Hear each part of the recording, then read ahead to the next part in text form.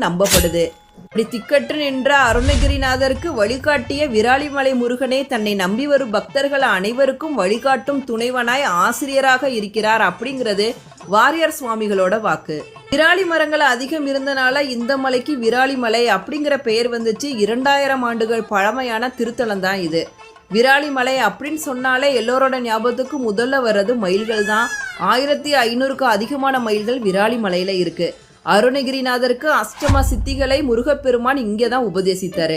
வாழவே வழி தெரியலையேன்னு கவலைப்படாதீங்க, வழிகாட்டுறதுக்கு தான் விராலிமலை முருகன் இருக்காரு.